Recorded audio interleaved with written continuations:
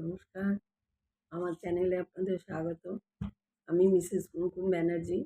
আমি কিডনি অ্যাওয়ারনেসের জন্য এই চ্যানেলটা বানিয়েছিলাম, যাতে কিছু লোকের অন্তত উপকার হয়। আপনারা আগের থেকে কিডনি সম্বন্ধে খারাপ হলে জানতে পারেন।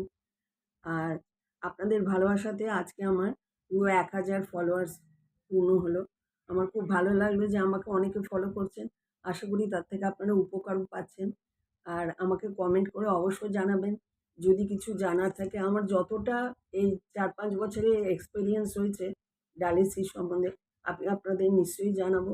আর একটা কথা হচ্ছে, যখন কিডনি খারাপ হয় তার আগে কতগুলো সিম্পটম আমরা দেখতে পাই। সেগুলো আমি বারবার বলে দিচ্ছি। আমি আজকে আরেকবার বললাম, আপনারা ভালো করে এটাকে মনে রাখবেন।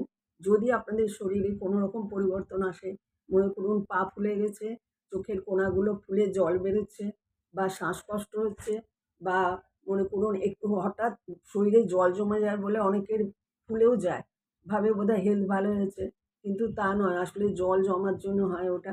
আর ইউরিনে প্রচুর ফেনা আসে, তার সাথে রাত্রে একদম ঘুম হয় না। সবসময় একটা বিরক্তি ভাব আসে মনের মধ্যে, কিচ্ছু ভালো লাগে না।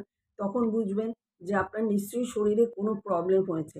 প্রথমে তো আমরা কিডনি ভাবতে পারি না। প্রথমে ভাবি কিছু হয়তো অসুবিধে হচ্ছে। তখনই ইমিডিয়েট আপনারা ডাক্তারের কাছে যাবেন। লোকাল ডাক্তার আপনাকে হয়তো আল্ট্রাসোনোগ্রাফি করতে বলবে বা ব্লাড টেস্ট করতে বলবে।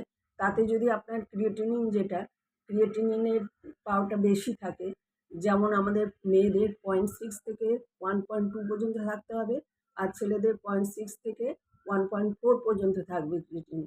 তার থেকে যদি বেড়ে যায় তাহলে জানবেন আপনার কিডনি খারাপ হতে শুরু করেছে।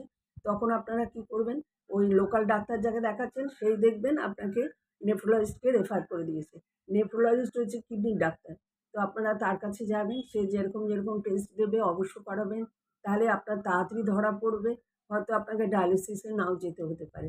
সেই জন্য বারবার বলছি আপনাদেরকে আমার চ্যানেল দেখার জন্য, বা আমি যে বলছি সেগুলো একটু ভালো করে লক্ষ্য করবেন। তার জন্য অনেক অনেক ধন্যবাদ। আজ এই পর্যন্ত রাখছি। ভালো থাকবেন, সুস্থ থাকবেন।